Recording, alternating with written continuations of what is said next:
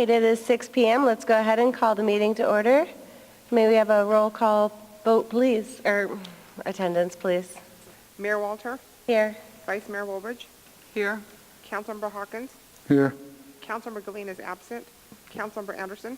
Here. Councilmember Wall. Here. Councilmember Larson. Here. Mayor, we have a quorum. Thank you very much. Let's begin with a moment of silence, followed by the Pledge of Allegiance.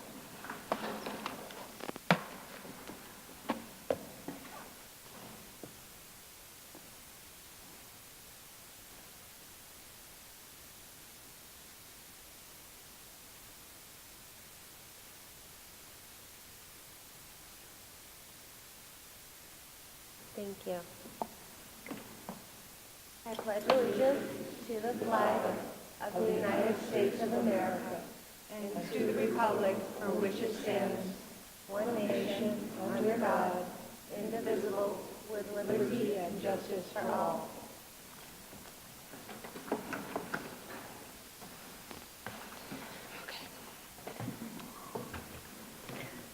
Call to the public.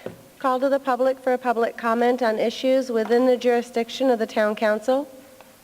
Council rules limit public comment to 3 minutes. Individual council members may respond to criticism made by those commenting, may ask staff to review a matter raised, or may ask that a matter be put on a future agenda. However, members of the council shall not discuss or take action on any matter during an open call to the public unless the matters are properly noticed for discussion and legal action.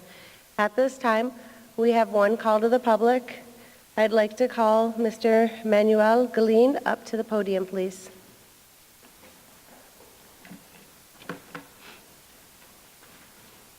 Hi, good evening, and thank you for having me. My name is Manuel Galene. I currently reside in Phoenix, Arizona. I'm a former resident of Florence, Arizona, and I'm representing a company called My Doctor Now. So My Doctor Now is a mobile primary care company that is going to be serving the residents of Florence. It's a new, innovative way to deliver health care. Our company is based out of Tempe, and I just wanted to present the service and introduce myself to the council first, and then also to the community as well. So it's a mobile primary care that offers everything in the home as you would in office. And being a former resident of Florence, we realize that the community of Florence is underserved when it comes to medical needs, and we can provide and facilitate a process where nurse practitioners and a supervising MD can come into the home of residents of the community of Florence. So essentially, you can get everything that you need in-home that you would in office through our company, and we have providers that live around the valley that service the community of Florence, and we're looking to have a launch party coming the end of August, and we would like to invite the community and the town council to come out and see what our service is about. So we'll be probably hosting a dinner somewhere where we can have you guys come out, do some appetizers, learn about our service. We'll have some handouts. Essentially what it is just providing the service to the community. So it's non-contractual. Anybody can utilize this service regardless of age or mobility. We accept insurances and it's covered by your insurance. There's no additional cost or catch to anything, and that's what, there's a misconception that there's an additional cost when it comes to that fee. Like I said, we're regardless of age or mobility, and it provides all of your primary care needs within the home. So I just wanted to first come out to introduce myself, and hopefully I can come out and provide later on to the council and the community additional information regarding our services. I think that's excellent, and if I could make a suggestion that when you do have your open house, if you could get with Mr. Billingsley, we do have some facilities in our areas if you wanted to have one or multiple open houses, such as the community center next door. We have a Sun City Ballroom, and we also have Florence Gardens as well. Yeah, I would appreciate that. Thank you. You're very welcome. I'm looking forward to you bringing the service into the town. It's very much needed and appreciated, especially with some of our residents who have limited means of transportation. Correct. Yeah, and I really appreciate the opportunity to present this to the council, and I'm available, if anybody would have any additional questions tonight. All right, thank you so much. And if you want to get with Mark Cowling as well and give him some information, I'm sure he'd be happy to put it in the paper for you. Absolutely. Thank you, Mayor. You're welcome. Okay, going ahead with closing call to the public, unless anybody else from the audience would like to say anything at this time. Call to the public is closed. I need a motion, please. I'll make a motion to adjourn to Merrill Ranch Community Facilities District Number 1. Second. We have a motion and a second. All in favor? Aye. Aye. All opposed, same sign. Motion carries. Item A is ordinance number MRCFD 114-17. This is the second reading and discussion, approval, disapproval of an ordinance of the Merrill Ranch Community Facilities District Number 1, Pinal County, Arizona, levying the assessed valuation of the property within the Community Facilities District Number 1, subject to taxation of certain sum upon each $100 of valuation sufficient to raise the amount estimated to be received from funds for the community facilities expenses for the fiscal year ending the 30th day of June 2018, and declaring an emergency. Mr. Joe Jarvis. Good evening, Madam Mayor and council members. This is the second hearing of this ordinance. This ordinance is establishing the ad valorem, the tax rate for the Community Facility District Number 1. I would like to point out that on the presented ordinance, there is one area where it says town, and instead it should say district. And I will make sure that the version that the mayor has an opportunity to review, if the council approves the ordinance, will have the corrected language in it. But Madam Mayor and council members, as we've discussed before, per the guidance from the district council, who you are, the staff is recommending the adoption of the tax rate of 3.25 and then a 30-cent for administration. Thank you very much. Again, just for public information, this is staying consistent with what we've had, and the language regarding an emergency is standard procedure. Is there any council members or members that have questions at this time? Okay.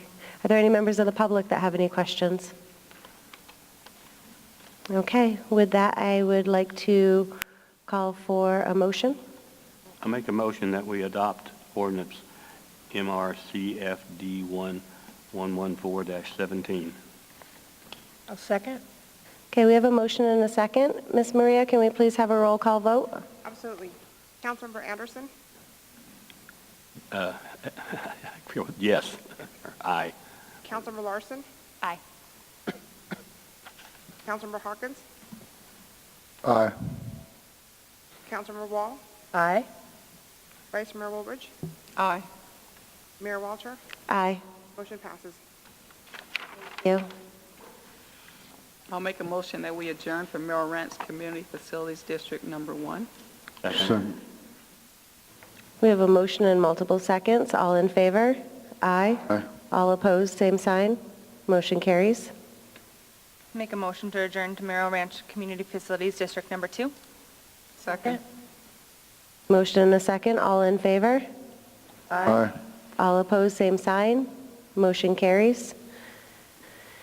This is item A, ordinance number MRCFD 213-17, which is the second reading and discussion, approval, disapproval of an ordinance of the Merrill Ranch Community Facilities District Number 2, Pinal County, Arizona, levying the assessed valuation of the property within the Community Facilities District Number 2, subject of taxation of certain sum upon each $100 of valuation sufficient to raise the amount estimated to be received from funds for community facilities expenses for the fiscal year ending the 30th day of June 2018 and declaring an emergency.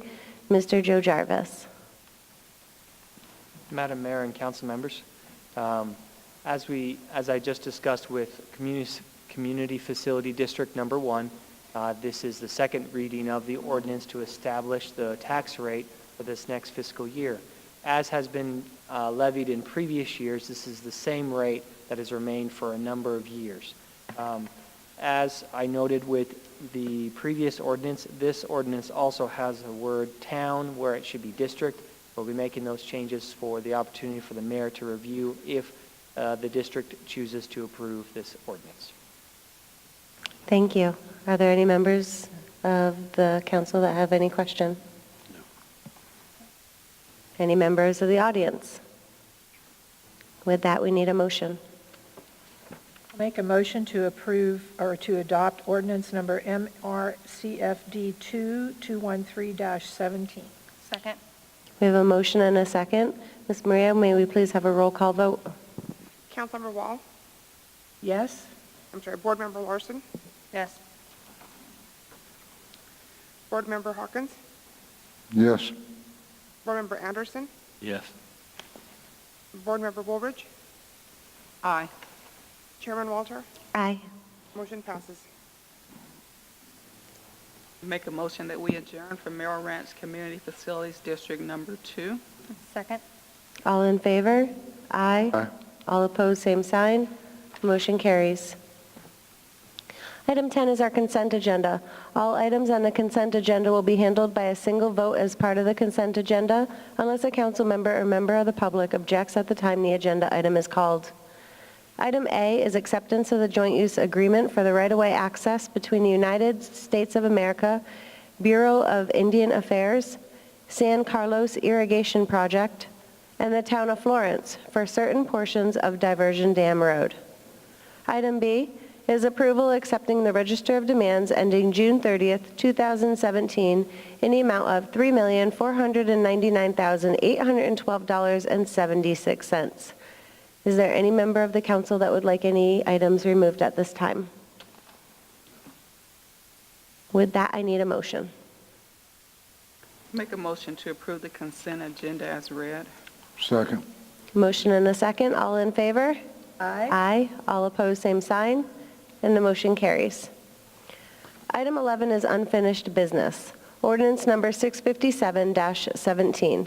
This is the second reading and discussion, approval, disapproval of an ordinance of the Town of Florence, Pinal County, Arizona, levying the assessed valuation of the property within the Town of Florence, subject to taxation of certain sum upon each $100 of valuation sufficient to raise the amount estimated to be received from funds for general municipal expenses for fiscal year ending the 30th day of June 2018 and declaring an emergency. Mr. Joe Jarvis. Good evening, Madam Mayor and members of the council. Before I begin, I would like to point out that the ordinance that was presented, there were 3 spots where it says 2017 and it should be 2018. Some of those spots had 2018, but not all of those spots.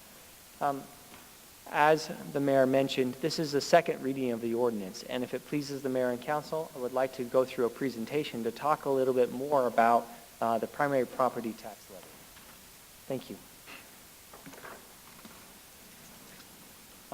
As I had mentioned previously in other meetings, this ordinance is adopting a $0 rate for the 3 slids that are within the Anthem Merrill Ranch area.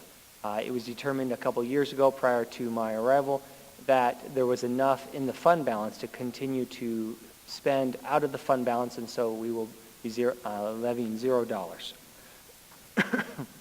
Okay, so as I've done before in other presentations, I kind of want to do an overview of what I'm going to discuss, and then I'll jump right in. First off, I'm going to talk about Arizona revised statutes that are guiding how the staff is going through presenting this information to the council for your consideration, and in particular notifying the public in order for them to have the opportunity to make comment on the recommendations.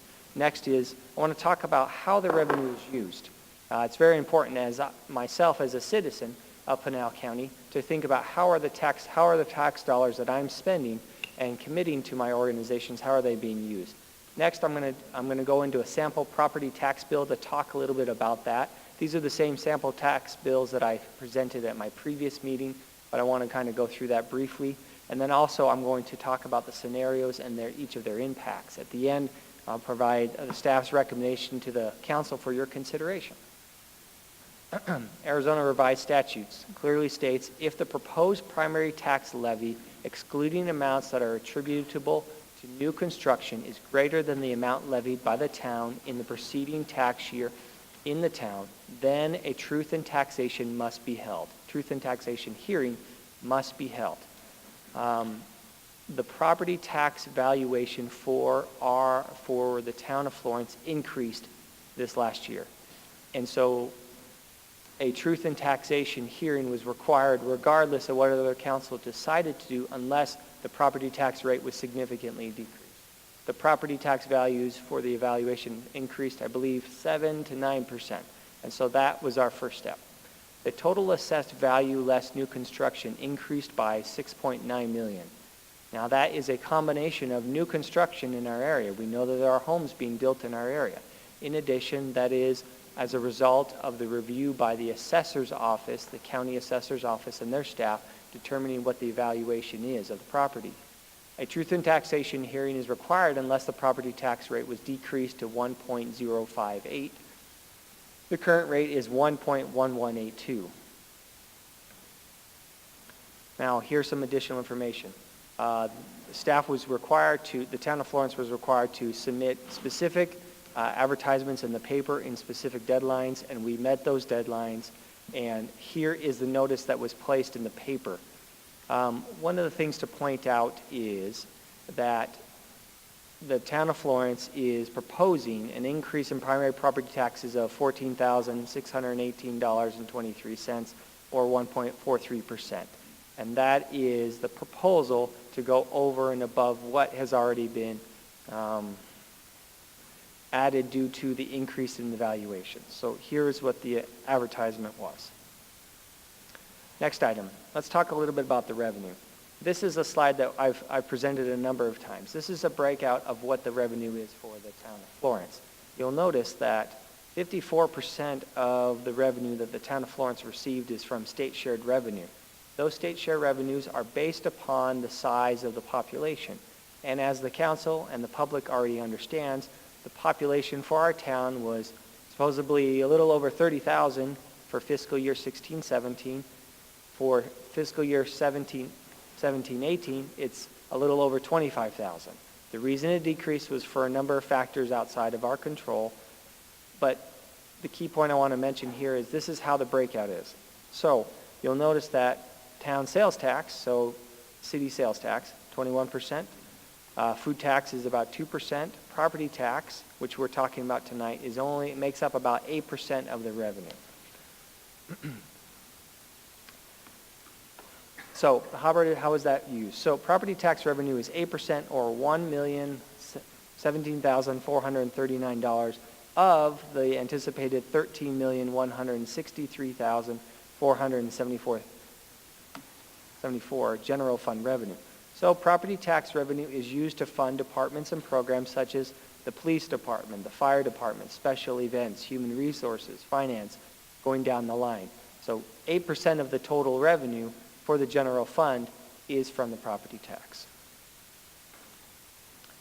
One of the other points I want to bring before I move on to the expenses is the idea is, as the council and as the public may understand, every year our state legislature reviews how much revenue they're going to provide to cities and towns and counties through their state shared revenue.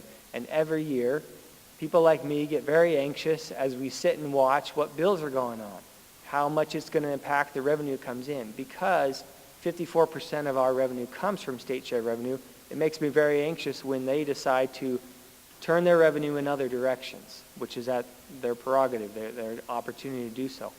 And so there is value in the town of council determining which of their property taxes that they have a little more control over, as example, city sales tax or property tax, and determining the idea of how much do we want to be collecting on a regular basis. So we anticipate how much we're going to be receiving in future fiscal years.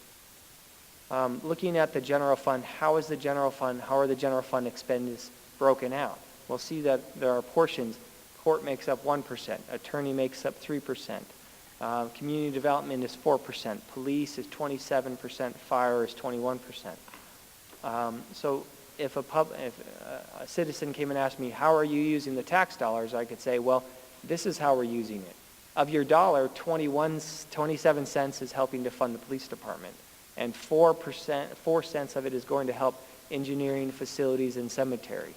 That's how I would just generally describe it. This is a sample property tax bill. What we're looking at is, let me use the cursor. Okay. As you see on the left, these are the different tax authorities. So depending on where the resident lives determines which tax authority they're in. We're going to have one that's outside of a CFD, and then we'll have one that's inside a CFD. And then next is the type of levy, a primary or a secondary property tax. The purpose of that levy, we've asked the county treasurer's office if we can expand that section so we can have a little more explanation, and they told us politely, no, we can't. So that's the extent of what we can say. And then you see the tax rate is this next column. What the resident paid in taxes in 2015 and what they will anticipate paying in 2016 and their increase or decrease. Something to note is each of these organizations has to hold public hearings to talk about their tax rate. Each of them is constrained by specific ARS and other guidelines as to how they may or may not adjust their rate. And so all of these entities may choose not to adjust their rate, but if fire district assistance tax decides to increase the rate, that will impact the citizen and how much they are paying for their property taxes. One of the reasons I'm also pointing this out is to recognize that there's a variety of complexity as to what affects somebody's property tax rate. There's not just one factor. You could have your assessed value going up and down. The rates could be going up and down. A new district could be added. A district could be leaving. So there's a variety of factors. So when citizens ask me direct questions, sometimes I have to provide complex answers. And it's because of all the factors that are going on. So let's move on to this next one. This is another, but this is an individual who has property within the Merrill Ranch area. As you see down here on the bottom, they have these additional secondary property taxes for the town of Florence Anthem at Merrill Ranch. There's the 30 cents that we were just talking about. There's the $3.25 that we were just discussing. I was at a presentation last week for the Government Finance Officers of Arizona, and one of the presenters was the assessor for Coconino County. And he came and presented, talked to us about how they do assessments. And I was very impressed with the presentation, but his staff every year assess all of the properties within the county that they're responsible to determine what their values are. And then those values are then broken down by specific factors that are determined by law. So I'm going to now dive into the different scenarios and their impacts on the general fund revenue. The town of Florence has held its property tax rate at 1.1182 since 2014. As we all know, since 2014, the property assessed value has changed.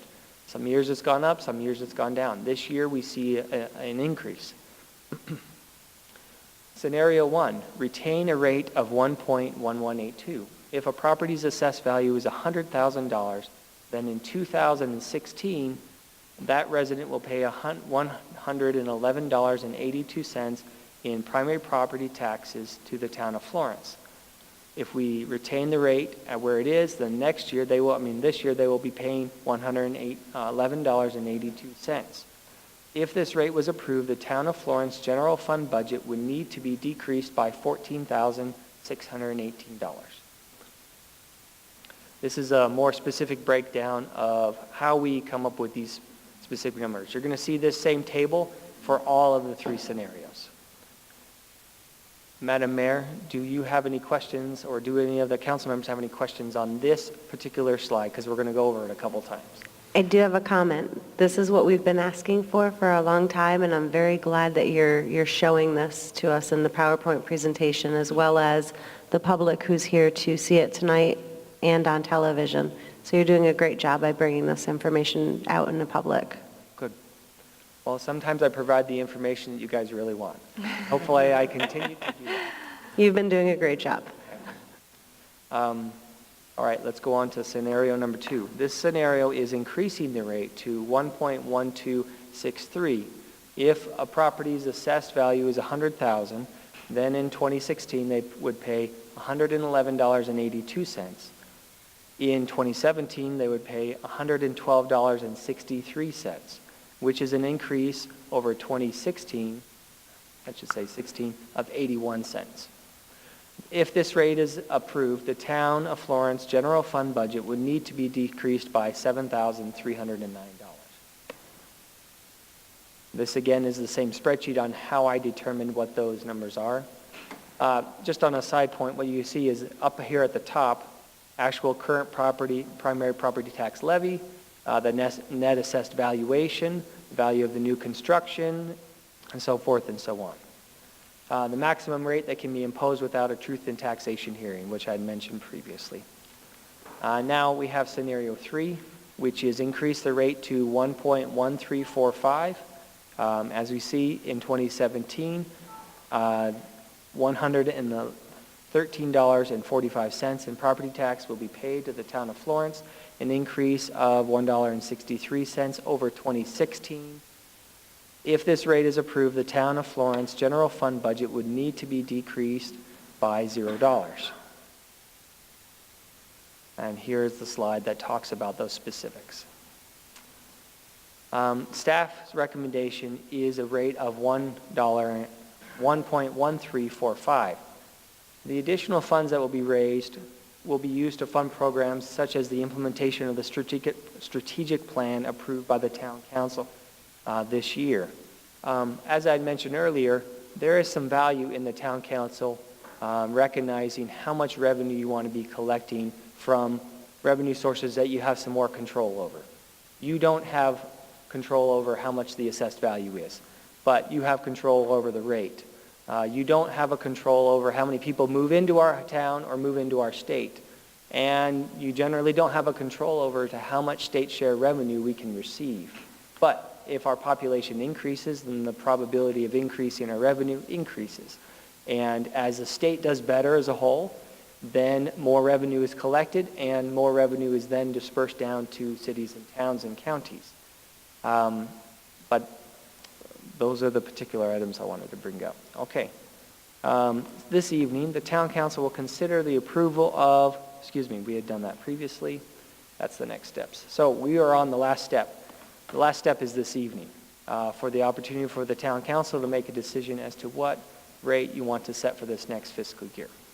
I do have to suggest, though, that a decision does need to be made this evening because the county has a deadline for us, and whatever rate that is determined, I have to share with them right away so that they know that they can go on to their own board meeting. And so this is not something I can bring back at a future meeting. Mr. Jarvis, you've kept us apprised of the information and the public the entire time. So it's of no surprise that the information that came out this evening, and as you mentioned earlier, we've maintained the same levy of $1.11, 1.1182 since 2014. It is a slight increase, but what we're going to be able to do in regards to impact and the services that we provide our citizens, I feel that it's worth it. Is there any members of council that have any other questions, comments? I would just like to say that from my perspective, having been on the budget committee, I'd like to thank the various department heads, managers, directors for their diligence in paring down their initial budget proposals to within such a short difference in the amount that needs to be levied. And I'm very confident that the budget that we have approved is the best that can be done for the town at this point and still provide the services that we feel are necessary. I think you've done a good job here, Joe. My comments are one thing that I would have liked to have seen was a comparison to neighboring towns and other towns and cities that are our size. What are their rates? The other thing is I'd like to see what our long-term plan is. I know, as you said, the state law allows us to increase, but are we going to have a plan that we're going to be increasing each year, or is this each year we will sit down and decide yes or no to do this? May I respond? Absolutely. I think there's great value in the elected board reviewing the tax rate each and every year and understanding and responding, changing, amending, changing the tax rate based upon the market analysis. If property values increased by 500%, which would be great, there would not be value in increasing the rate. There would be value in considering a decrease to the rate, because if the council says we want a reliable revenue source, that's what we're going to work towards, then it's very wise to think we need to amend that rate down or we need to amend that rate up so that we have that reliable revenue source. And so I'm not recommending this evening increases every year. I'm just talking about this evening, and I think that there's a lot of value in what you say, Councilman Anderson, about the idea of reviewing it and also projecting in the future. Okay, thank you. If there are no more questions or comments, I'd like a motion, please. I'll make a motion to adopt ordinance number 657-17, property tax levy for fiscal 2017-18. I second. Can we have a specific amount that you want to raise it to, since we need to give Mr. Jarvis that direction? And you can say option A, B, or C. C was the option that you did not need to decrease. It was 1.1345 per $100 of net assessed valuation. Yeah, the 1.1345, yeah. That's. Okay. We have a motion and a second. Ms. Maria, can we have a roll call vote approving that? Councilmember Hawkins, Aye. Councilmember Anderson, Aye. Councilmember Wall, Aye. Councilmember, Glean's absent, Larson. Aye. Vice Mayor Woolridge, Aye. Mayor Walter. Aye. Motion passed. Thank you. Thank you for your time, and it's been a pleasure working with you on the budget season. Thank you as well. Item B is discussion, approval, disapproval of the Gila River Cellular General Partnership doing business as Verizon Wireless, master agreement with the town of Florence for use of the town property in connection with Verizon's operation of its small cell wireless network. Mr. Chris Salas, if you could come up as we discuss the three items under it. I'm not Chris Salas, but You are correct. I was just reading his name as doing the presentation. Michelle Lorton, I'm planning manager. Mayor Walter and town council members, the applicant Shaw and Associates, on behalf of Verizon Wireless, requested staff through a design review process, the removal and installation of 3 new light poles with wireless antenna panels and 3 ground cabinets. You should have those pictures before you, and they're pictures of the light poles, the cabinets, and the location. Staff approved the administrative design review process. One of the conditions was that a signed and approved lease agreement with the town of Florence. Before you tonight are 3 of the agreements with the town of Florence for each one of those sites. Rick Shaw from Shaw and Associates is here if you have any questions. This item was tabled at the last meeting because you had some questions, and he is here. Excellent. I do actually have a question for your department first. And I apologize for not asking it earlier, but it's something that I just thought of within the hour. So the light, where we're looking to install it, it is in the Anthem area of the town of Florence. Correct. And if I'm reading it correctly, as we go down, there is town staff negotiated annual fees for each site, which are comparable to fees collected by other municipalities in Arizona. For example, the initial annual fee for site supplement number 1 is $3,368, subject to annual 2% increases. How come we're doing that via the town rather than the district, since the lights are part of the SLID? I think that's for the city attorney or Chris. I think. I might have to, Mayor, members of the council, might have to defer to Chris on that, but Could you repeat the question? So since this project is taking place in the CFD area where the SLID exists, and it's generating revenue, how come it wouldn't go under the CFD and it's going through the town of Florence? Go ahead. Miss Mayor, members of council, sorry, we're not intending to seem disorganized here, but it's a very complicated question. I think the basis for my answer, and Cliff can kick me if he thinks I'm wrong, is although they are located in the SLID, the SLID only applies to the pole itself and the light associated with it, specifically to the maintenance and the power of each of those individual poles. The infrastructure themselves, i.e. the need for an easement, is town property. That has nothing to do with the SLID. The SLID's only associated with power to the pole and replacing the light bulbs when they come out. It's on town property, which is town right-of-way, which is dedicated to the town through our plat process as part of an MOD or a map of dedication. So not only are they replacing the pole in town right-of-way, they also have, I believe, a ground-mounted unit that's in that right-of-way adjacent to the pole, which is once again in our right-of-way.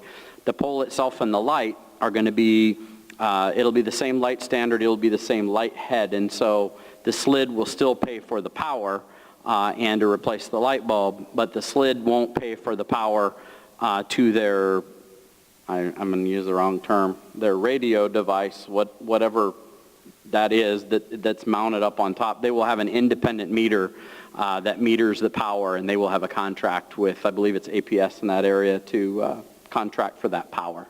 Does that help? Yes, that does help. Okay.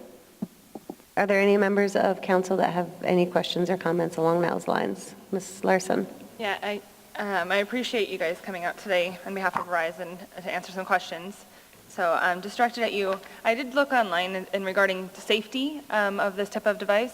And I could only really find things about cell towers and not necessarily the small cell towers.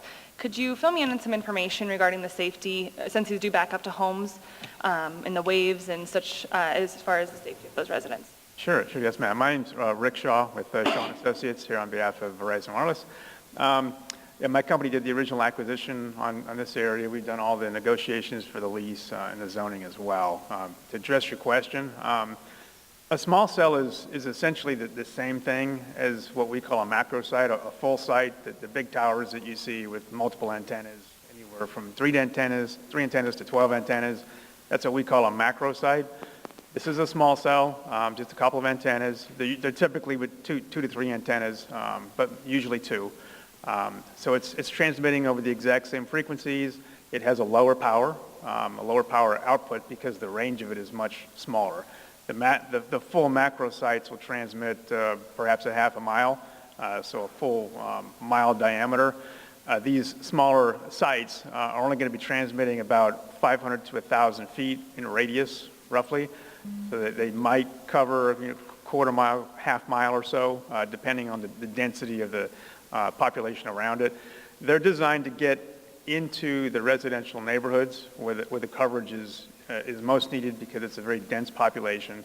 A lot of homeowners nowadays, the numbers are about 40 to 50% of all homeowners don't actually have a landline. In response to that, well, that's probably in response to the carriers providing the coverage. The homeowners have done that. And so in order to fix that problem with no service, you've got to have these small cell sites in and around residential areas. As far as safety, the FCC has a lot of rules on that, and Verizon is required to make certain reporting requirements to the FCC to show that all their sites are within compliance. Even the large macro sites, once you get away from them, maybe 30 feet or so, it's the equivalent of a baby monitor, roughly, or a microwave.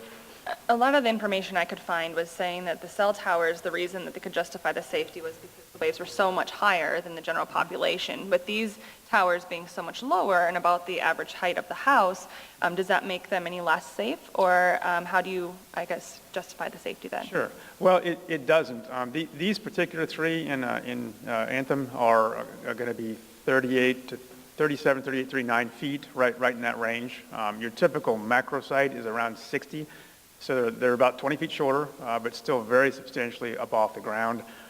There are some, like up in the Phoenix area, there's some that are down around 10 to 15 feet off the ground, and those are macro sites. And they're on hilltops, and people can get to them, but there's warning signs placed around them to make sure that people don't get right next to the antennas. Because if you get within a few feet of them and you stay there for a while, it can cause a burning effect.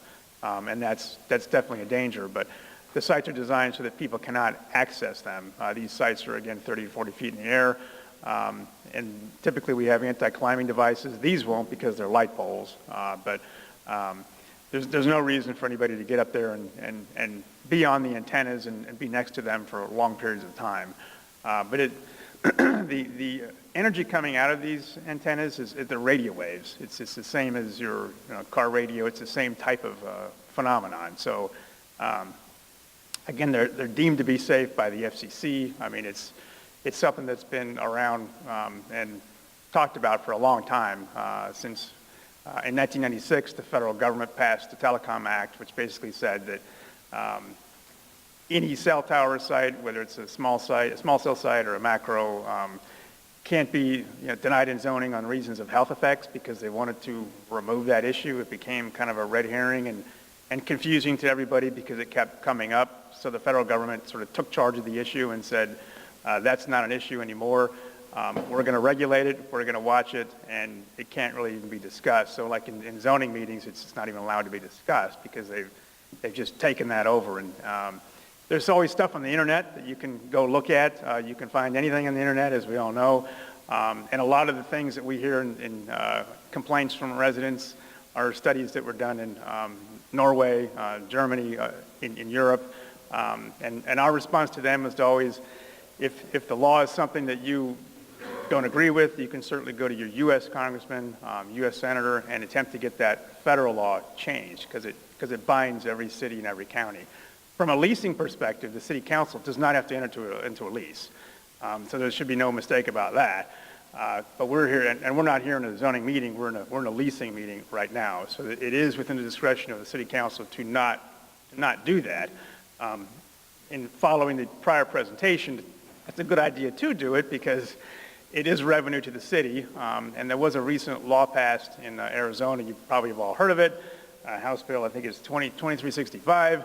And these small cell values, rental values, are going to come down substantially, effective, I guess, next week. And then all the cities and counties have about 6 months to figure out their application processes for how they're going to process these things. But essentially, it almost becomes a by right use of the rights of way throughout Arizona for all the carriers, not just Verizon, but all of them. So it's a good time for Florence to be involved in these. We've been working on these for a while, these 3 sites, a year and a half, I think, maybe more. It's been a while. So to get these in place and get them going would be a good thing for the city. And of course, the Anthem neighborhood is going to benefit most directly because they'll be getting the 4G and 5G level coverage in their homes. So it's kind of a long-winded answer, but the safety issue is pretty well settled. Well, I do appreciate the technology, and I appreciate you also filling me in on some of the information, so thank you so much. Sure. I have some questions. Oh, go ahead, Councilmember Anderson. Well, you just answered one of them. There will be an increase in data speed? Yes, sir, that's correct. In that area, again, they're going to cover that half-mile or quarter-mile area. So they'll have better coverage. It also will allow for progression as fifth-generation rollout comes about as well. So you'll have download speeds equivalent to CenturyLink, Cox, landline, cable, and fiber to the home. So it's very, very high speed. Will there be any rate adjustment for that, or does that come with the standard bill? Oh, it's standard. I don't work on the billing side, but it's not going to. There's no line item for 5G, for example. At least not yet. I guess anything could happen. Okay. Last question. Several of the towers that we have in downtown, we able to negotiate Wi-Fi, free Wi-Fi in the area. Mm-hmm. Is that a possibility here? With carriers, you mean, or different companies other than the big 4? Is that what you're referring to? I don't know, Brent. Do you know what the Wi-Fi downtown is? Jess, you probably negotiated that deal, so I would defer to you.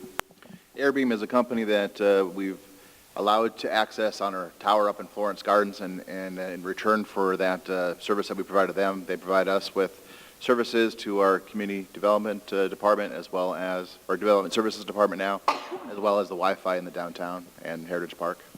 Okay. There have been, I think I know what you're referring to, there have been other cities that have done that. Tempe comes to mind.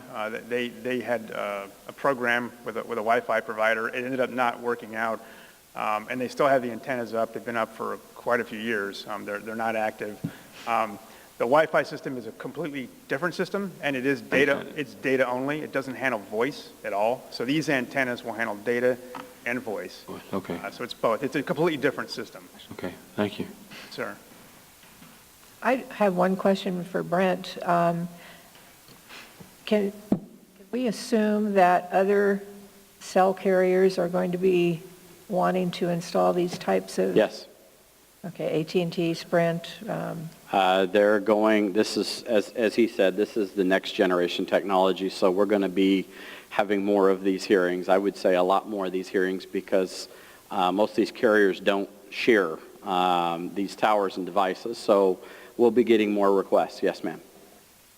Thank you. So hypothetically, in the future, we could be looking at every light pole having these, because they wouldn't be shared throughout different companies, correct? You wouldn't have an agreement between, say, Sprint or T-Mobile to share the same type of tower? Or, Well, oh, go ahead. in the old days, they had the roaming agreements. You might remember those initially way back that was going on. Those have gone away. Could something like that happen again? It's always possible where there could be some sharing of antennas. There is technology out there right now where antennas could be shared. It's also kind of a different type of system. There's 3 or 4 major different types of systems, and they don't really talk to each other that well, at least not right now. That could change. So I guess the answer would be, it's possible there could be some sharing. It won't necessarily be an antenna on every single pole. But the way things have gone, you might see a lot of antennas, but they start coming down in size. Lucent had a development where they had a small cube, and they said there was going to be a small cube on every light pole in the country. And whether that happens or not, we don't know. But so there could be some sharing. There may not be. So I guess prepare for the worst. Mr. Billingsley. Mayor, council ladies, councilwomen, to talk to both of your questions. Clearly, this is what's coming forward. It's going to be pervasive throughout all cities with the technology. Clearly, the antennas are cheaper than some of the other antennas. They're more intensive in terms of the bandwidth that they can provide. As you know, a lot of people are streaming movies, TV on their phones, et cetera. It's a massive amount of data. And with that, their technology increases, have changed technology, kind of like when we went from the old technology for radios to the digital, from analog to digital. Very much changes the whole lexicon. You're no longer using microwave towers. Now you're using voter systems, which are a much tighter bandwidth and sine curve for the actual the waves themselves. The legislation approved by our legislature this last year will certainly change the way that we process these in the future. And so this deal, as a deal that's been negotiated for a long time, in some ways is a better deal than the ones that we'll get in the future due to the change in the law. May I ask one more question? Regarding this in the future, as you said, technology changes so often. If the tower does need to be taken down, but we have to put our old light pole, I guess I might have missed that. I apologize if I did.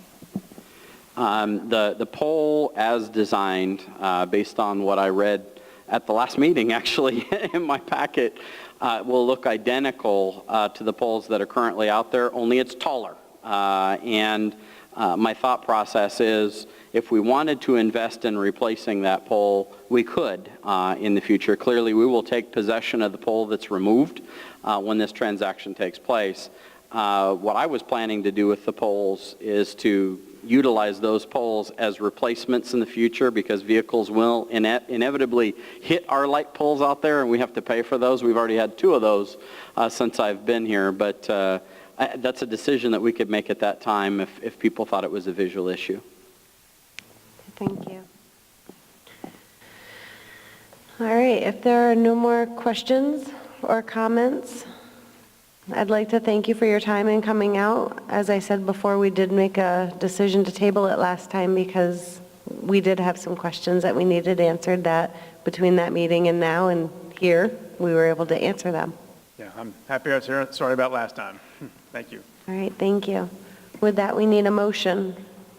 Make a motion to approve a master agreement between the Town of Florence and Gila River Cellular General Partnership, DBA Verizon Wireless, for the use of town property in connection with Verizon Wireless's operation of its small cell wireless network and approval of 3 related site-specific site supplement agreements, site supplement numbers 1, 2, and 3, permitting Verizon Wireless to place transceiver equipment for its mobile network on certain streetlight poles and streetlight fixtures within the town. Second. We have a motion and a second. All in favor? Aye. All opposed? Same sign. Motion carries. Thank you. Item B, discussion, no, I apologize. Item 12 is new business. We have discussion, approval, disapproval of authorizing staff to commence development agreement negotiations with Startup Pavilion LLC, doing business as Innovation Pavilion, and other associated parties that may enter into a development agreement with the Town of Florence for the proposed development of an innovation campus. Mr. Brent Billingsley. Madam Mayor, members of council, I'm super excited to be before you tonight and to be talking about something that staff has been working really hard on and has put in a lot of time with our partners. And tonight before you, Mr. Vic Ahmed, who's the CEO of Innovation Pavilion, is going to come up and present here in a few minutes. We are essentially asking for council's approval to allow us to negotiate a development agreement to bring an innovation campus to the town of Florence. We believe that this is a awesome opportunity, and we've worked hard to obtain this opportunity, but I think it's not only an opportunity for Florence, but for the region, and to serve as a battery that can help us charge our economic development and the diversification of our economy in a number of ways. When I speak to the agreement, if approved and allowing us to move forward, currently we're looking to a 3-party development agreement that would involve the town, Innovation Pavilion, and potentially Pinal County towards this innovative and certainly exciting project. So with no further ado, I will turn the presentation over to Vic Ahmed.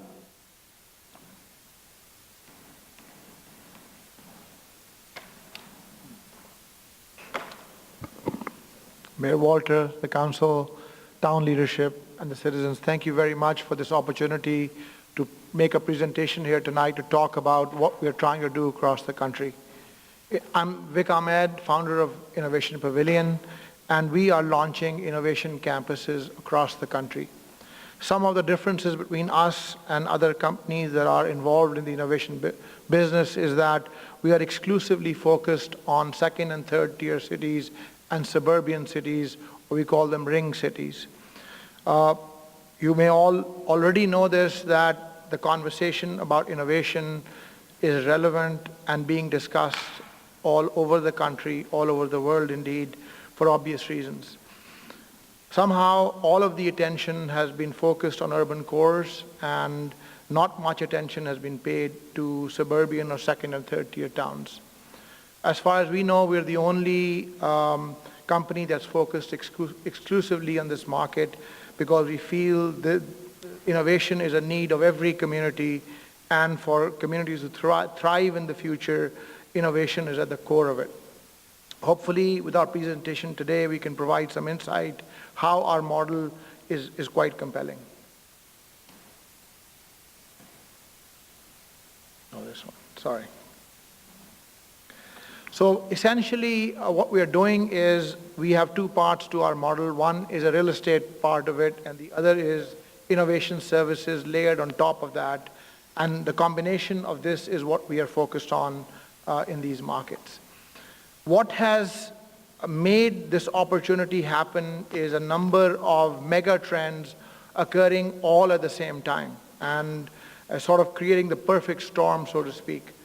I'm sure all of you have read about this, see it in the news, see it in the magazine, in Google, in Facebook, everywhere. The first one is the trend, the fact that the millennials have become the largest part of the population. By 2020, they'll be 70% of the workforce. $1 trillion of wealth is going to transfer to them. And the millennials think completely differently than the baby boomers. Last 2 or 3 decades have been focused on baby boomers and what their needs were, and many cities have done well and thrived in this last few decades by serving the needs of baby boomers. Now that the millennials are becoming the biggest part of the population and the financial decisions are moving in their hands, the game has completely changed. Millennials don't think like baby boomers at all. They want live, work, play environments. They are looking for passion and purpose in their work. I remember myself clearly a baby boomer when I graduated from college, Washington University in St. Louis. I was, most of my cohorts went to work for large companies, and most of them would stay there for 20 years or more. And the dream was to climb the corporate ladder, to buy a home in the suburbia with a white picket fence and raise a family. That was the American dream. And indeed, many of us have lived that dream and succeeded at this dream. But if you look at the millennials today, that's not what their aspirations are.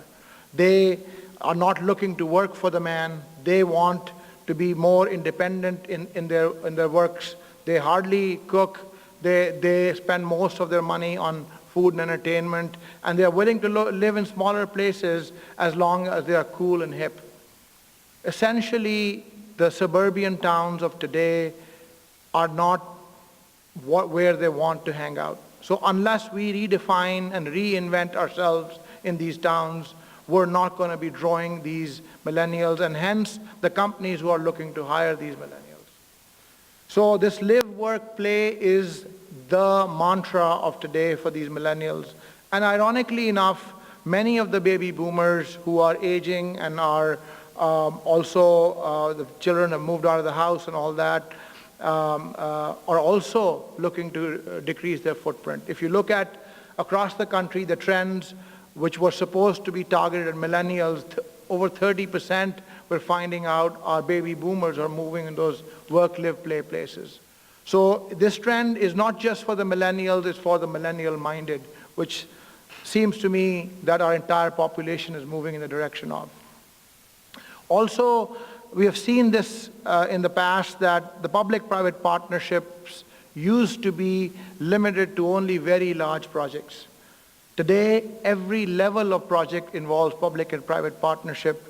We are seeing national trends that the funding for public sector is getting reduced, and that doesn't seem to be a temporary trend. It seems to be more pervasive.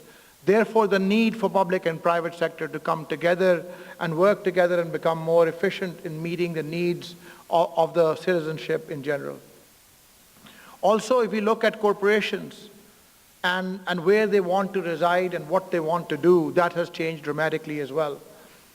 It used to be the case the large companies would move into suburban towns, establish large campuses, which were secure like Fort Knox. It was hard to get inside because they were very secretive about what new products and services they were launching. Well, that has changed. We've seen the examples of Kodak or Blockbuster or Borders Bookstore, that if as a large company you are not engaged with outside innovation ecosystems, you can fall off of a cliff very quickly. So it's become a board level issue now for every sizable company of how they are going to engage with outside innovation ecosystems. We have some more slides to talk to that, and the nature of the campuses is changing, and who they are targeting, of course, is changing. Lastly, skills-based hiring versus degree-based hiring. And this, again, we are finding out that many youngsters out there today have taken college degrees at the advice of us baby boomers, and are unfortunately still waiting tables and not finding the jobs that can pay them enough money to pay down the debt they took on to go to college. And if you look at the high-tech corporations or high-growth corporations across the countries, CEOs are coming out in hordes talking about that they're going to stop hiring based on degrees and start hiring based on skills. All of these trends combine together to make this perfect storm that I talked about, which is necessitating for cities and towns and counties to look at themselves and figure out how they're going to reinvent themselves. This is the value that innovation brings to the table. We build sizable innovation campuses. The real estate footprint is between 100 and 200,000 square feet. And layered on this innovation campus are innovation programs. Because of the combination of these two things, we provide that ability to attract millennials, entrepreneurs, corporations, and create the modern day workforce. This is short, no sound.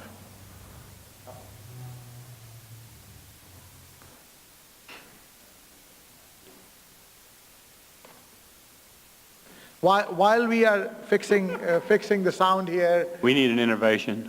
No sound. No sound. Okay. I'll skip it, but this animated video really talks about how the new model of a campus is a Google-type multi-tenanted campus. People want to be in spaces where they can collaborate with each other, hyper-caffeinated spaces where they're talking to each other all the time and creating new ideas for new products and services. We'll send this out as a follow-up also, so hopefully you have an opportunity to see that. Great. Excellent. So in our model, this 100 to 200,000 square feet that we talked about has 8 components in terms of real estate. The first one is a co-working space or an incubator. We're seeing the proliferation of this new concept where people, instead of doing long-term leases, are taking short-term spaces across the country. Companies like WeWorks and others have popped up, and in a matter of a few years are worth over $20 billion. The second part is maker spaces. The maker movement is in, and more people are getting drawn towards building products. The products could be non-technical, or they could be technology-based products like drones and computers, etc., etc. And more people are getting access to be able to build these products because the price point is going dramatically down, and it's becoming much easier to build these products with the right training. The third part is a STEM school. We all know that in the marketplace of today, there's an extreme shortage of STEM skills. If a young person, a middle-aged person, a retired person has STEM skills, they are in high demand, and they'll be thriving in this economy of tomorrow. If they don't have these skills, unfortunately, then you'll see a lot of people dissatisfied with what is going on in their lives. We need to bring the access of STEM education to everybody, and that's part of our model. STEM stands for Science, Technology, Engineering, and Math, in case you were wondering what a STEM school is, because I saw some blank looks. Thank you for clarifying that. The traditional definition of STEM is exactly as Brent said, science, technology, engineering, and math. We have repurposed it, however, we refer to it as science, technology, entrepreneurship, and mastery. In the world of tomorrow, not only do you need technical skills, you need entrepreneurial skills as well. And not just that, you need to have depth in something to be able to demand a market wage that can allow you to live a life that you can thrive in. So STEM school, definitely a part of it. A 21st century library. Much can be said about this. To many people, library is an outdated concept because books are now all available on our devices.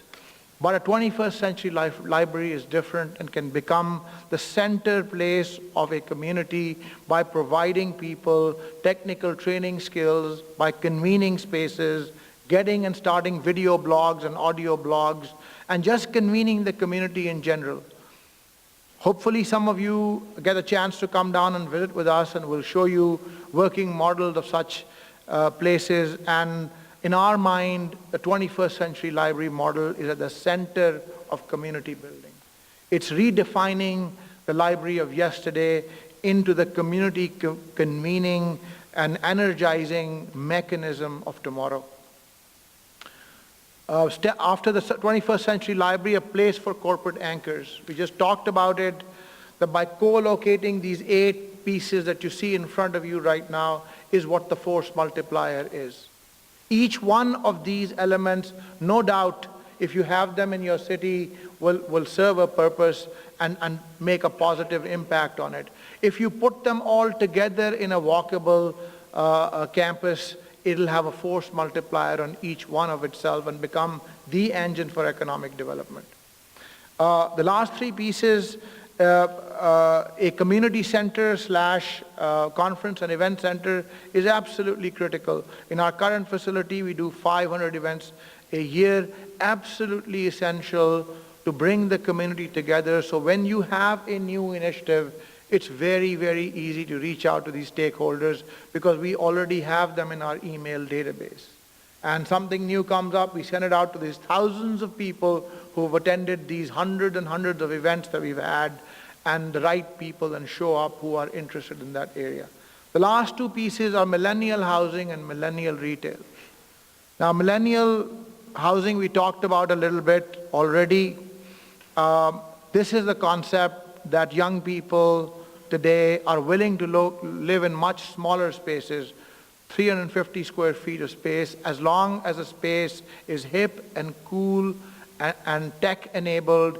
And the common spaces are plenty. Place with a pool there, place with large TVs to sit with other community members and watch your favorite sports or other activities, barbecuing, all of that stuff, and activities layered on top of that, activities about giving back to the community. This new generation it is extremely important for them to align their personal passions with their everyday work.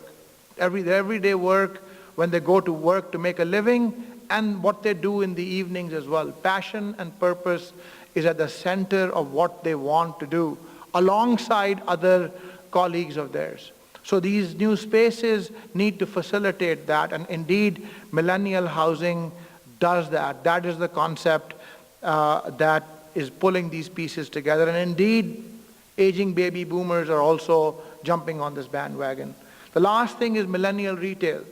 A self-respecting millennial is not going to be caught tweeting that I'm at Applebee's or Chili's.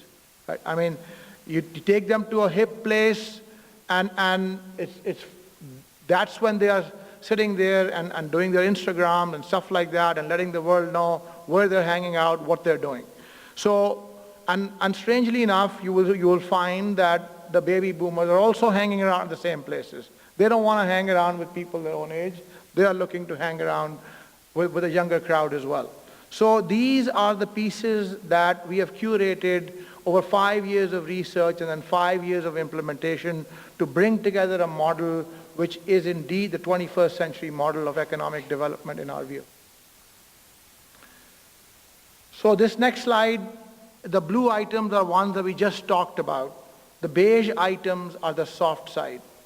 Anybody can build a beautiful building.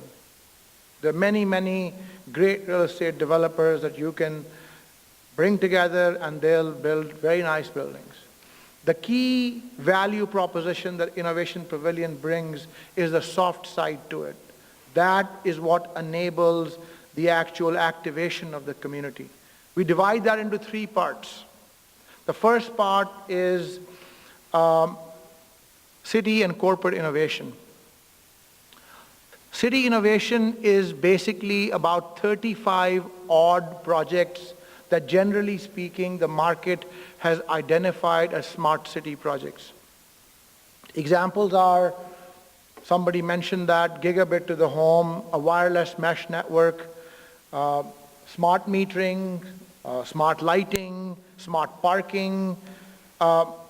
There are 35 of these projects that are classified as smart city projects. And every single city, I have no doubt, at some point in time, will implement all 35 of these because that is where all the trends are heading. Now, everybody is constrained by resources, everybody is constrained by the time that they have to devote to certain things. So each city will decide on their own what are their priorities in the next few years and the few years after that and the few years after that. But every city will get on the path of all these projects. At Innovation Pavilion, what we have done is we have formed a consortium that's called Synchronicity. In this consortium, we have Fortune 500 companies and innovative companies that have created innovative solutions across the country successfully. So what we do is we engage with the political leadership and the administrative leadership of the city, and every quarter bring them vetted projects that they show an interest in for their own reasons and say, here is what is important for us. We bring those partners to the table and go through an education process of what is involved in implementing these smart city projects. That is part of our engagement that we do with the city, the county, and all the public sector organizations around us. Second part is the corporate innovation. I just talked about that you know, the communities that are going to thrive are those that can bring high-paying jobs to its community. And to bring the high-paying jobs to the community, we need to draw the companies that provide those high-paying jobs. And those companies want millennials, because that's the workforce is, and they want the millennials with those specific skills that they require.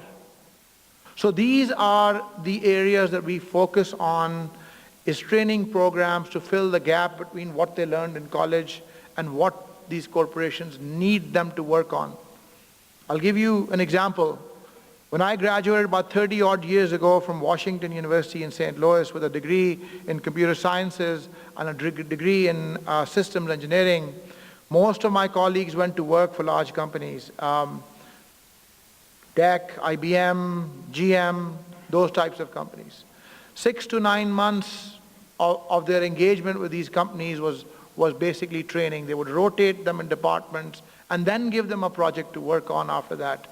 At that time, as I already mentioned, the average tenure of these people and companies was over 20 years. It's now dropped down to less than 3. There are no companies anymore that can afford to put together these extensive training programs to train the people because they would go bust because it's not financially viable anymore. Colleges and universities have not kept up with this trend, and hence there's a gap between what they produce and what the market is demanding. And that is the gap that must be bridged in order to create the workforce of tomorrow. Those cities that take a leadership in providing these skilled workers are going to be the winners of tomorrow. Not only are the citizens the winners, but the cities will be the winners, which will draw all these people to themselves. So these are the soft side components that we focus on, layered on this campus, but not just limited to this campus, but to the entire geography, to the entire city, to the entire county, and sometimes the impact goes to the entire state. So here we've got now, 2 weeks ago, we added our last partner city, Joliet, Illinois, and we've got 4 partner cities that we are walking down the path of. Here are some statistics here on some of the accomplishments that we've had in a ring city called Centennial, where we started 5.5 years ago. I'll take this opportunity to very quickly give you my own background.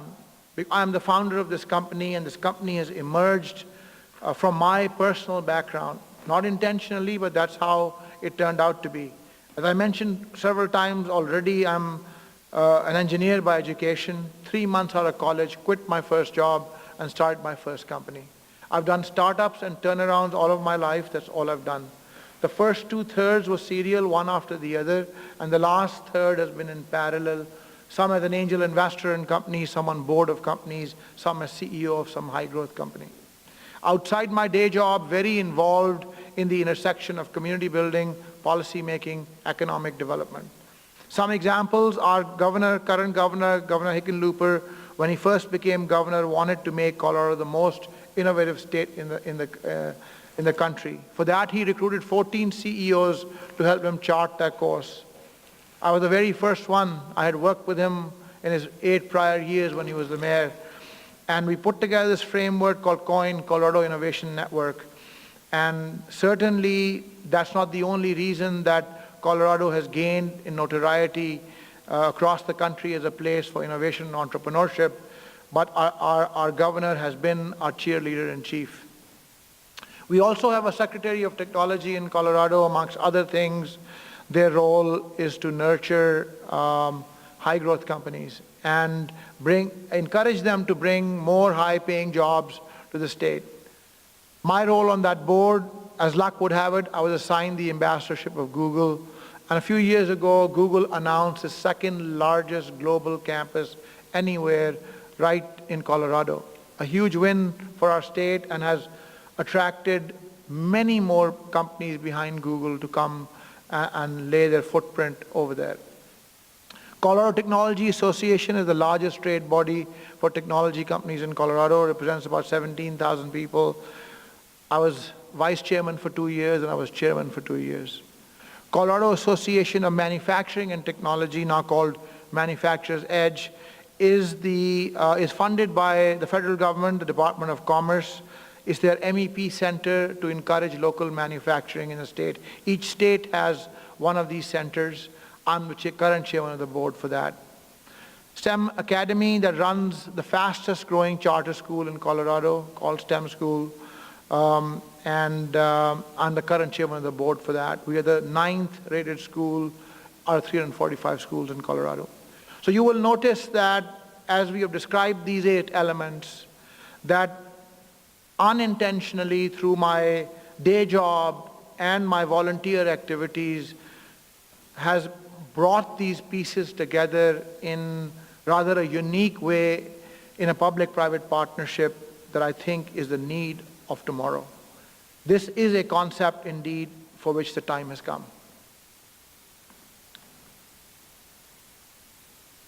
This is my last slide, one of my most favorite slides. I just think that it is so right on that most of the time we can't get things done because we just don't believe we can. So we are very excited about being here in Florence because of the enthusiasm that we have seen that has been reciprocated to us on our ideas. I've mentioned this many times in our meetings before, that it's a self-selecting process for us which cities we decide to work with. The only cities that respond to us are to whom these concepts already resonate. We're not bringing a brand new concept to anybody. It is those cities that recognize these are the pathways to the future, are the ones that step up and start the dialogue with us. We're excited for this opportunity, and we hope to get your support on this. Thank you. That was a very comprehensive presentation.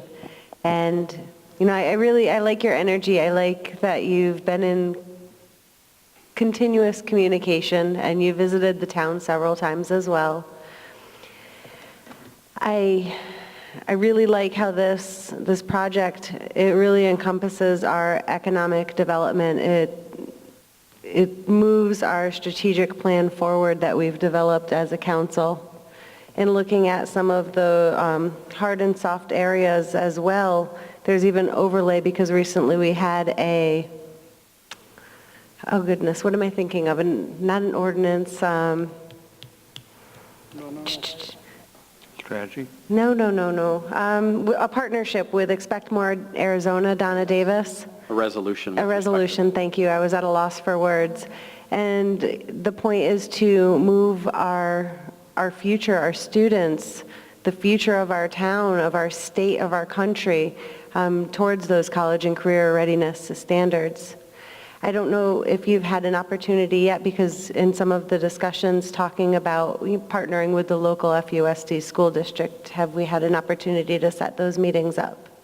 We're in the process of setting them up. We haven't had the opportunity yet, but we're very excited about that prospect. Okay. We've had a number of meetings with a litany of different folks that are going to be important partners going forward. But due to the start of school and the stress involved in new administration of the district and a couple of the schools, we've been waiting on that one, but it will be occurring. Excellent. Is there any questions or comments from council members at this time? No. I just want to say I'm very optimistic about this project. And it just strikes me not just as a council member, but I just turned 30 last month. So as a millennial, it strikes me on a personal level. My son is an inventor. He likes to invent new projects all the time and new things. So this strikes me as a family person as well. So this is something that I think would be great for our community. And I really appreciate you coming down and all your visits and meeting with our staff. So thank you so much. Thank you, Councilman Larson. And if I may make a comment here, that we are advocates for the voice of millennials also.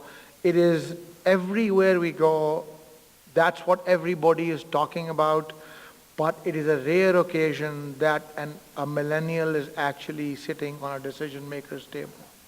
So we congratulate this council for having millennials on its council. It is extremely important in our view to have them part of the decision-making process and cycle.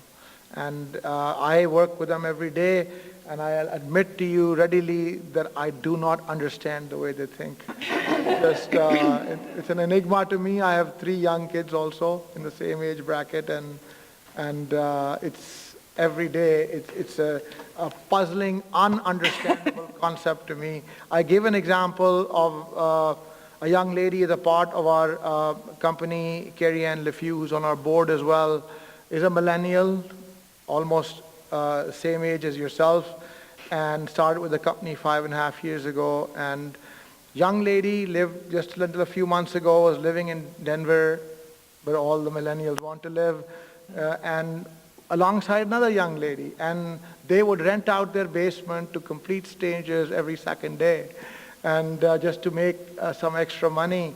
And me living in a far bigger house than them would never think about letting a stranger in my house. So I cannot understand how their mind works, but that's what it is. And this generation of tomorrow is changing everything. Thank you so much. I have a question. Maybe this is for Brent, but I've talked to several people since Friday, since this sort of hit the street. I think everybody in town is pretty excited about this. And of course, the follow-up questions is, what's the next step and when do we get started? Well, the good news is we don't have to call it by a code name anymore. For a period of months, it's been Operation Centennial. So now we can actually call it what it is, which is Innovation Pavilion. I'm pleased to present that we're actually already working on a development agreement, and we're on iteration number 2 now.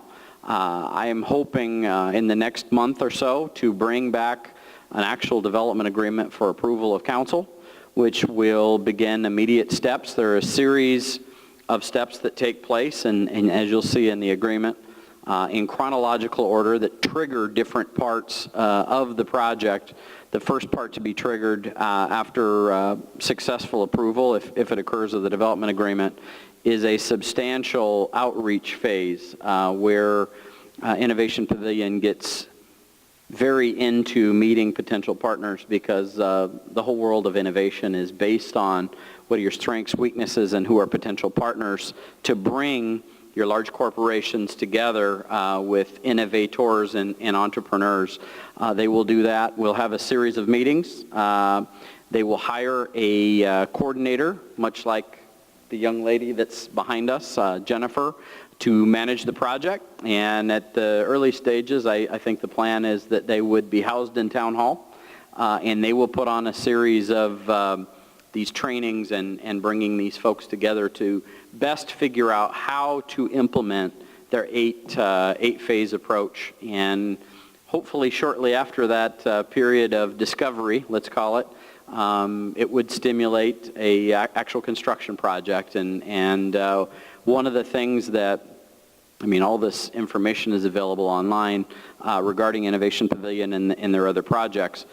We're trying something different here. I encouraged Vic after our first couple of meetings where it looked like we were going to have a successful partnership, that we set up our agreement somewhat different than they have in other communities, that we define all phases of a potential project up front to solidify responsibilities to construct the project as a partnership. And as you see, the whole model of how innovation works is based on partnerships through a public-private partnership. Some partners we know now, other partners will come on in the future, but the key to that is that we work forward towards a project, and the way our agreement will be built will facilitate moving faster than the other agreements they have with other entities, because all those things will be known up front, and there'll be a series of triggers that go back and forth between the partners in terms of what we provide to accelerate the project. Did I say that okay, Vic? It was great. Thanks, Brent. And I need to say that I didn't plan on that. That was not some plan between Brent and I to get him to speak that long. Thank you. I'd just like to say how excited I am about this project being launched. I see it as a catalyst for economic development throughout the town, as a gateway even into the historic district and further out into the other residential areas as well. And a lot of the components of the project resonate with me and the background that I've had in executive suite operation and housing of corporations. So I'm very excited about it, and I'm hoping that we can gather the kind of support that is needed throughout the area. Councilwoman, thank you. And also at this time, I would like to just introduce you to somebody who's in our audience. His name is Robert Mike Chappelle, and he served on our strategic plan as one of our citizens. And at this time, I'd like to know, do you have any questions, sir? Yes, I do. I'm a passionate believer that you mentioned Please talk into the microphone. Okay, I'm pretty loud. I can say it very loud. If you can't hear me, yes? Okay, microphone. Anyway, I'm a passionate believer that not every... Move this way because they want you to speak in the... Address my question to you. Yes, sir. That not every high school graduate needs to go to college. That's correct. You have a STEM school concept in your program. Why don't you have a VT school, vocational technical? We need electricians, we need plumbers, we need welders, we need carpenters. That's not being taught in schools today. That's correct. And this would be an ideal place to institute a VT school. And go ahead. If I may, so first of all, completely agree with you. Again, unless, especially when young people and their families are using up their nest egg to put young people through college and then finding out they're still waiting tables is a travesty. And not everybody absolutely needs to go there. But we do believe that this world of yesterday, where it was blue collar and white collar divides and lines, is going to break down. And the new lines are going to be people with entrepreneurial and technical skills and those people without entrepreneurial and technical skills. So many community colleges have great programs in VTech, and we work collaboratively with them. Our focus is on the technical side and the entrepreneurial side in collaboration with them. The reality is that a plumber of tomorrow will also need to be technical because everything is going IoT, Internet of Things. Every living and non-living object, this pen, this shirt I'm wearing, the shoes I'm wearing, will have electronic devices on them tomorrow because the price point has dropped down so much that it is now financially viable to put that there. So the reality is that even a plumber will need some technical skills, and so that's what we're trying to create, break down this blue collar and white collar line, and then create people who've got technical skills. And education is now going to be lifelong. They're saying that millennials will change their careers 5 times, and during their career, not jobs 5 times, but their careers 5 times. If you look at the latest research in the last 12 months, this was 3-4 years ago, last 12 months, they're saying that people who are reaching 30 have often changed their career already 5 times. We don't even know what the labels of the jobs of the future are going to be. We can only prepare our workforce of tomorrow by providing them critical thinking skills, entrepreneurial skills, and technical skills. To follow up with that, we live in a retirement community, and we're always looking for a plumber. We're always looking for an electrician. An entrepreneur creating or having those skills could start their own business, go to your program, learn how to put a business plan together, learn how to find funding, learn how to have people invest, and so forth and so on. So I think it's very critical that you have vocational training as a part of this program. Indeed, those conversations we have already started also. Please. Mike, I'm very happy to tell you that we're already trending in that direction. Good. Pinal County, and you all watch the TV and read the paper and are very familiar with what's going on. Pinal County has gone from being the barbell, one of my favorite jokes, so I have to share it with everybody. We have one weight on the barbell to the north, which is Phoenix. We have one barbell to the south, which is Tucson. And what did Pinal County got? We got the shaft. That's changing. My favorite joke. That's changing in Pinal County now. There are a number of announcements. There are large corporations coming up here. They're going to need very skilled workforces. I can't speak to the different entities that we've been meeting with, but we've been meeting with a lot of them. And the intent is, and what makes Innovation Pavilion's model works, is bringing together those folks that have needs. These folks need jobs, need a career, need technical training. These folks need employees with very specific technical skills, electrical, plumbing, etc. There are any number of those. What we're hoping to do with this partnership is meet that niche. Yeah. Whatever it is, but meet that niche and make it marketable and make Florence the hub and the Innovation Pavilion the hub for developing that next workforce. Well, that's encouraging because, as you know, we have a growing industry in Pulte Homes, building all kind of homes, and they need people with skills. That's right. And so that's my point. Thank you, sir. Thank you very much. Thank you very much. All right. Well, are there any other council members that have anything that they'd like to close with on this agenda item? Again, we do appreciate you coming out and the presentation. At this time, we're going to take a vote. Now, a vote of no would mean staff would not commence negotiations with IP on a DA. A vote of yes would mean staff would commence negotiations with IP on a developmental agreement. The financial impact, there is no financial impact with the development negotiations other than staff time. So with that, I'd like a motion, please. Make a motion to direct staff to commence development agreement negotiations with Startup Pavilion LLC, DBA Innovation Pavilion, and other associated parties that may enter into a development agreement with the town of Florence for the proposed development of an innovation campus. Second. Wow, a motion and multiple seconds. All in favor?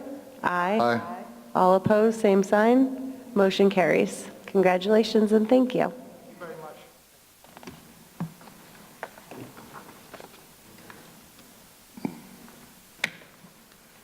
Just getting to item B. My computer glitched, Chris. So item number B is, thank you, discussion approval, disapproval to contract with Cactus Asphalt, a division of Cactus Transport Incorporated, through a Pinal County cooperative contract to perform hot mix asphalt repairs to various roads in an amount not to exceed $311,504. Chris Salas.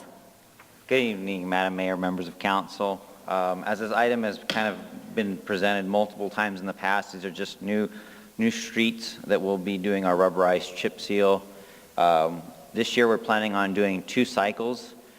We plan on doing one early in the year, and then after our water line improvements that we're planning on doing much later in the year, we'll come back and do a second cycle. As you're aware, in the CIP we have $600,000 approved for pavement preservation projects. We have so far scheduled this 311, and that includes a 15% contingency. Very soon I'll be coming back for approximately $170,000 of scheduled HA5 improvements primarily in the Anthem area, as well as the last unit or phase in Florence Gardens that we did not do last year. With that, if you have any questions on the particular improvements this year in front of you for the, again, rubberized chip seal. Okay, are there any members of council that have questions about this item? I have a question. I was invited over to a friend's house where we had chip sealed the street, and every house on the block, the driveways were streaked, and one person said he was going to have to repaint his garage floor because of the tar, or what do you call it, off of the street. I don't know if we didn't let them, cure long enough, but they were all complaining about marking their driveways with this tar. Well, first off, this is the first time I'm hearing of it. Do you remember approximately where it was done? Well, it was over in that section you and I talked about, the ones that's on the far west side. Jubilation? What? You're talking about Jubilation right by across from the golf course? Yes. Yes. That's in my neighborhood, and so seeing what he's talking about is that when they drove through, it wasn't residents who drove through the streets and then drove up on the sidewalk. It was actually the contractors who drove their vehicles before it was dry, and I actually contacted Brent a couple times about it. Okay. They driven up on the sidewalk, and then as well as in people's driveways, they do a U-turn. So people had marks on their driveway as well as the sidewalk. And they actually came out to try to even hose it off and couldn't get it off. Yeah. That is not this product, though. Yeah, this is the product that you're talking about is the HA5 product that we use in Anthem on the newer streets.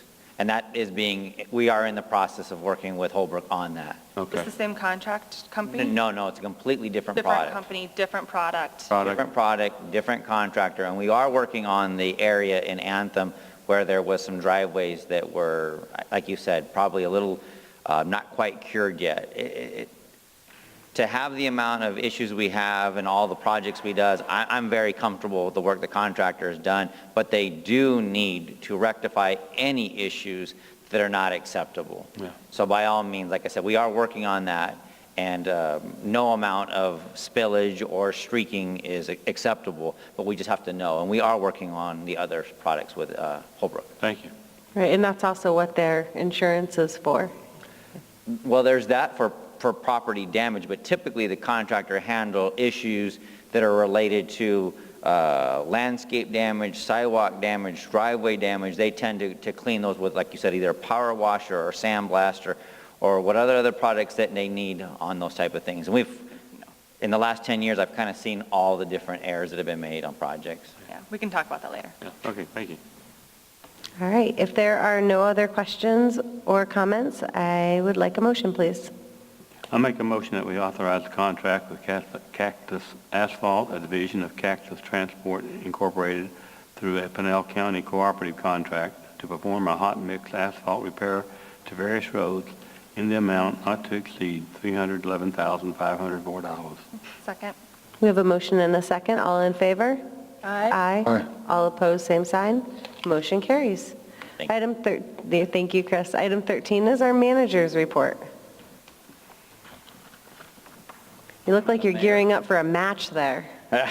I'm having neck problems today. I've got a headache and anyway, since the last presentation was pretty long, I'm going to be really short.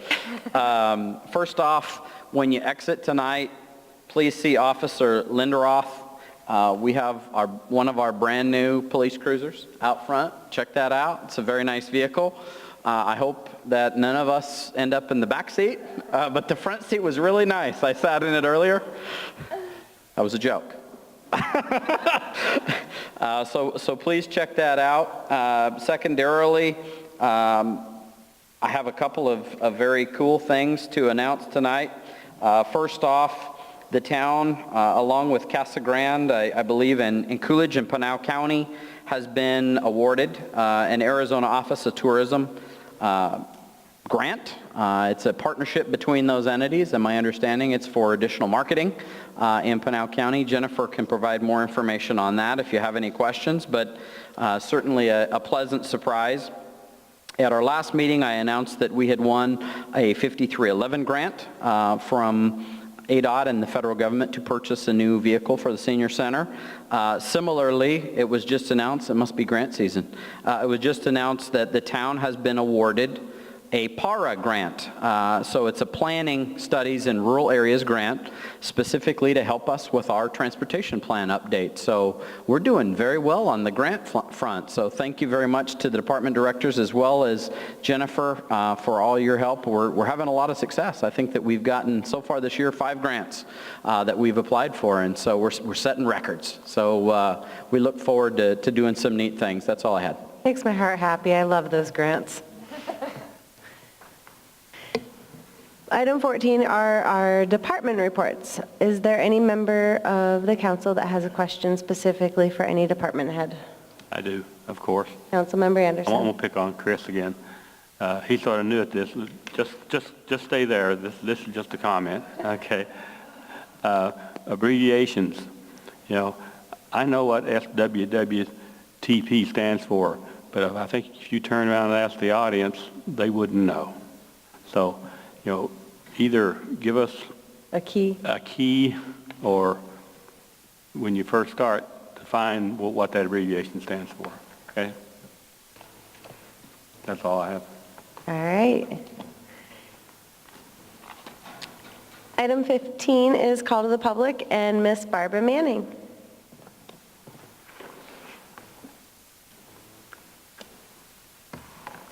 Yes, I'm a resident in Florence on 3939 North Monument Drive, and my name is Barbara Manning. I hope when you discuss innovative pavilions in the next meetings that you share with us, did they choose us, and what did they see in Florence? What characteristics? What do we have that made them come to us, or do we hear about them and go to them with this? So I think that would be very interesting to hear what they thought about Florence that made them come here. Thank you. Thank you very much. Mr. Billingsley, would you also get with Ms. Manning as well as Mark Cowling, because I believe there's other residents that would also like to have that information? No. I wish that he could respond on the mic. I apologize that he can't just because of legalities. But it will be in the paper. Incentive to purchase it this week, right, Mark? Okay, call to the council for current events only. Councilmember Anderson. I think we've had enough tonight. I'll pass. Councilmember Hopkins. I have nothing. Councilmember Wall. Speaking of acronyms, we've all been given a little booklet called The Language of Local Government. And there's a lot of acronyms in here that apply throughout government. So hopefully we can educate ourselves a little bit more on what some of those are. I compiled a list of my own quite a while ago, and I think it's still being worked on because there were some that I couldn't find anywhere. And I share with John the frustration of not knowing what some of those acronyms mean. So at least this is a start. Councilmember Larson? Just what Wall said here, yeah, I was thankful that I actually got that book probably my first day. So I went through and had to read them all, so definitely on the same page with you guys. I just wanted to say thank you quick to Jennifer for all your work on the grants and getting us those. I really appreciate it, as well as our department heads. Thanks for partnerships and continuing to work together on the same goals. So I've been very excited tonight to get this project out there, and it's been an exciting night, so I'll let us get home. Vice Mayor Woolridge? I don't really have anything to say except for I'm a little disappointed that I'm past my prime for Innovation Pavilion. But I'm excited for the young people. I'm excited for our town for this project. So that's all. I've been accused of having a childlike mind. You know, it's really, go ahead. It's exciting to see where we're going, where we've been, and the process along the way. I do want to take a ride in the police car, but not in the back seat. It looks amazing. I like all of the features. No, thank you. We do have an executive session this evening. We will be adjourning to executive session in a moment. After we're finished, we will come out and adjourn from here, if anybody's here, which nobody ever is. So at this time, we need a motion to adjourn to the executive session. I make a motion we adjourn to the executive session. Second. All in favor? Aye. Aye. All opposed, same sign. Have a great evening and drive safe.